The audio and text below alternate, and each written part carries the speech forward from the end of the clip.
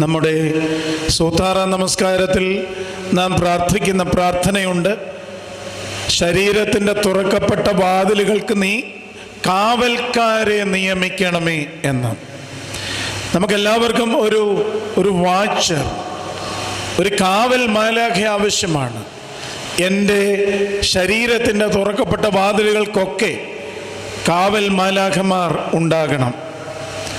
അതല്ല എങ്കിൽ ഈ വാതിലുകളിലൂടെ അശുദ്ധി എൻ്റെ ഉള്ളിൽ പ്രവേശിക്കുകയും എൻ്റെ ആത്മാവിൻ്റെ വിശുദ്ധിയെയും അതിൻ്റെ വ്യാപാരത്തെയും അത് ബാധിക്കുകയും തടസ്സപ്പെടുകയും ചെയ്യും എന്നുള്ളതാണ്.